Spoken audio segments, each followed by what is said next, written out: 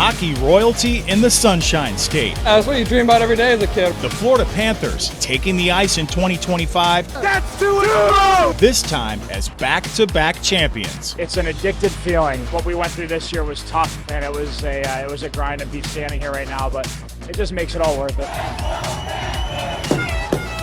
The dawn of a new season, bringing new challenges. It's not about like defending the cup, it's just winning. That's our goal, and we're going to fight for that goal every day. But this pack of Panthers knows what it's like to hunt. It's all here, and it starts with our ownership and that practice strength that we have and the way we travel. The goal remains the same, to hoist Lord Stanley and rewrite hockey history. I think it's already the makings of a modern-day dynasty, since they've gone to the Cup 3 times, won it twice. This season, we're bringing you an entirely new perspective of Panthers hockey. New analysis. He's our leader. Yeah, there's no replacing Barkov, so it's going to be everyone has to step up. New stories. It is a true privilege to have the honor to carry the Stanley Cup. All with a brand new look and new flair from the Cats. This is Panthers 360. We're keeping it in Florida, and we want to keep it in Florida forever. Let's go Panthers!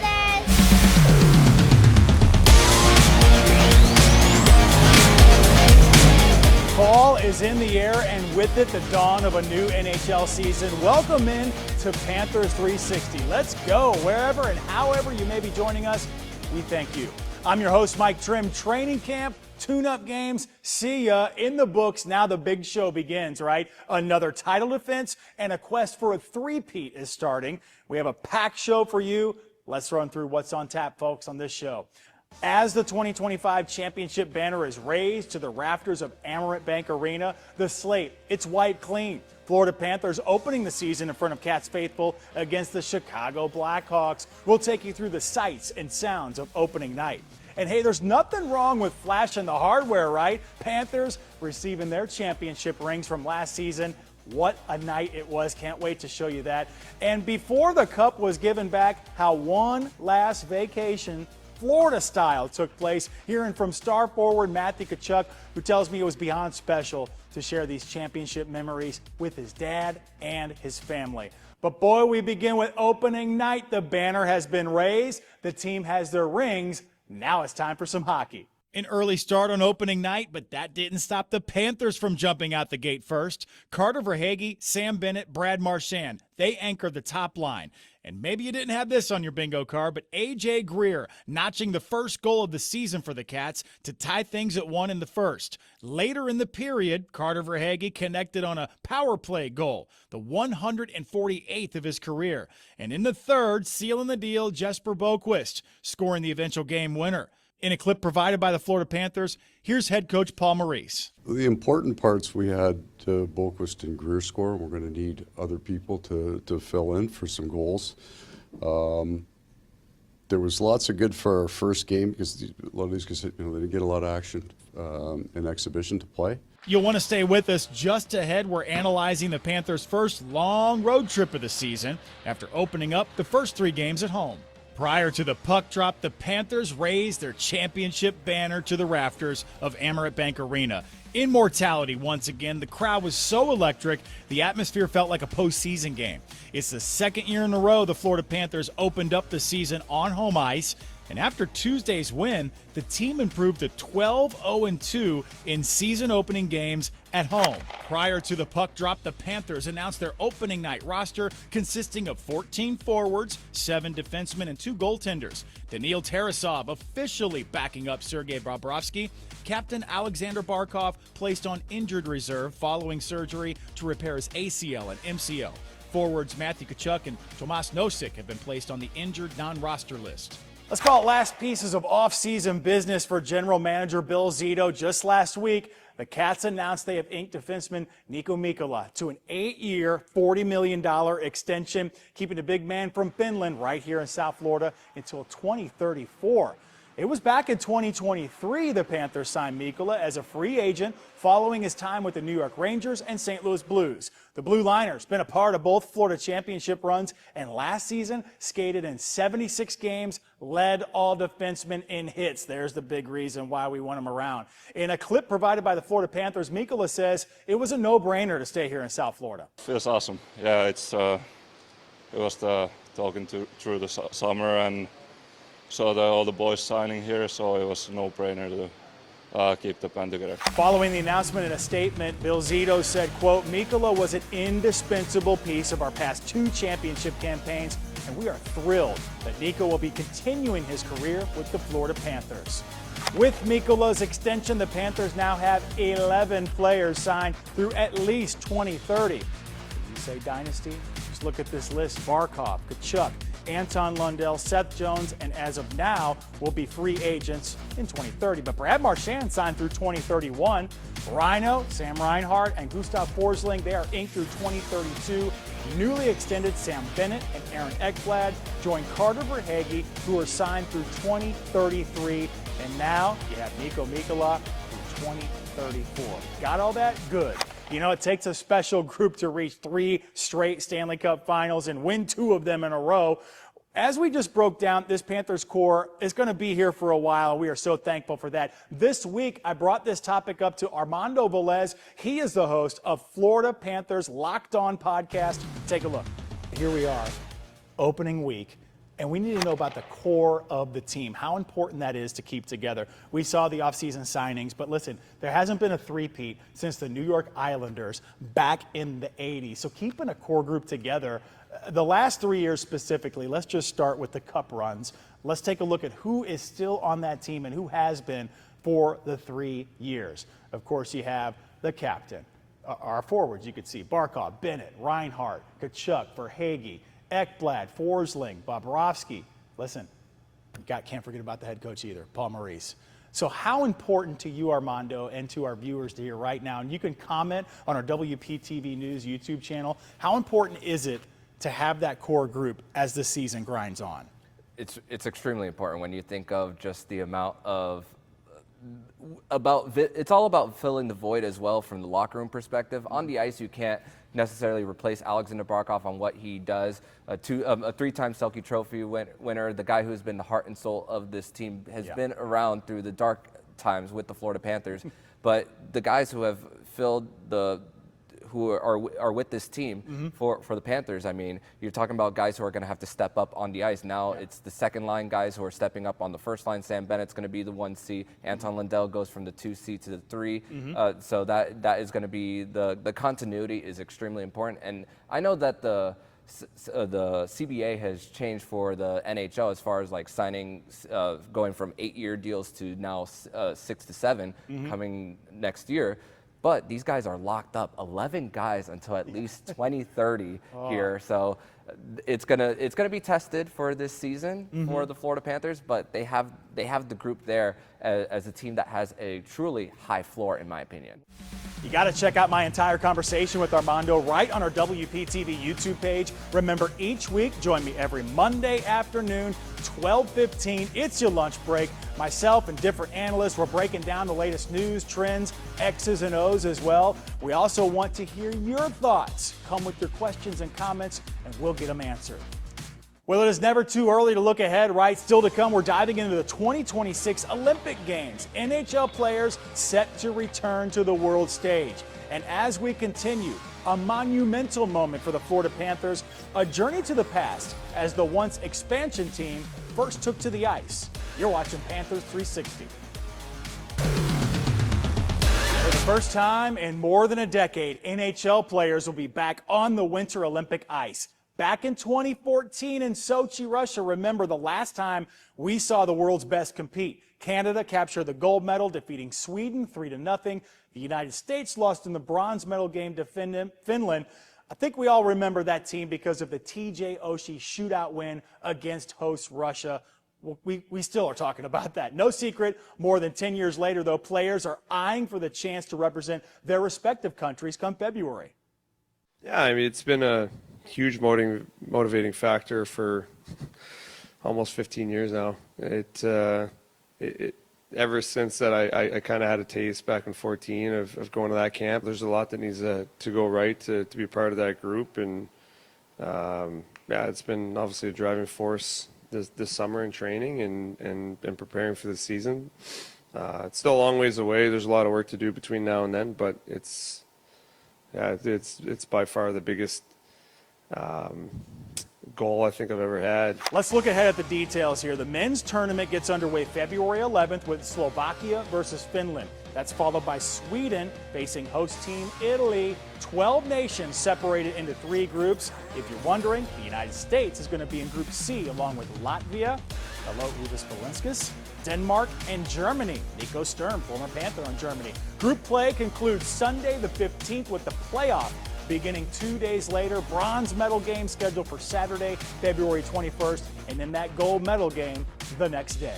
I was a little kid sitting in the stands, and I was like, wow, it'll be pretty amazing to win it one day. You don't want to miss this next segment. Still to come, we're traveling to Europe, highlighting one of the many unique hometowns of your Florida Panthers. You're watching Panthers 360. It was perhaps the best thing I saw this week. The Florida Panthers taking part in their final Stanley Cup championship celebration. One last victory lap, if you will. This week, players, coaches, and management received their championship rings at War Memorial in Fort Lauderdale. Ooh, a lot of bling here. Handcrafted in 14-karat white and yellow gold, boasting hundreds of diamonds and genuine rubies as well. 2 cups side by side on the front with the quote, "We apologize to no one," engraved above each series win inside. We earned this. We earned these 2 rings, and we put a lot of effort, a lot of hard work. A lot of people don't like the way we play, but we did the hard work to earn this. It's a new season. Even with our injuries, we have a pretty good team. What can we accomplish? We have a goal, and we'll try to do that. And it's this year's trophy. You try to, just like everybody else. Once the Panthers wrap up against the Ottawa Senators at home, it's time to pack the bags for the first official road trip of the season. The Panthers play 5 straight on the road starting Monday, October 13th. Let's run through these stretch of games, maybe take a snapshot of it so you can set a reminder in your phone. First on the trip, a more than 1,000-mile journey to Philly. That's right, squaring up against the Flyers. The game you can watch right on South Florida's 9, by the way. This will be the second time these 2 teams have faced off early in the season. If you look back at last year, the Cats won 2 out of 3 games against Philadelphia, scoring more than 3 goals in each game.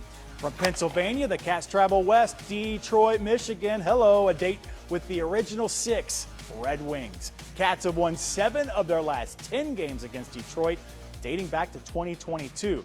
From Detroit, the Panthers travel 600 miles back to the East Coast and face the New Jersey Devils on a back-to-back. It will be the Panthers' 3rd game in 4 days, testing our depth for sure. Some playoff history between the Devils and the Panthers at the turn of the millennium. Remember, New Jersey swept the Cats to advance to the Eastern Conference semifinals. 12 years later, 2 clubs meet again. This time, the series would go the distance, but an OT goal from Adam Henrique. That would propel the Devils eventually to the next round.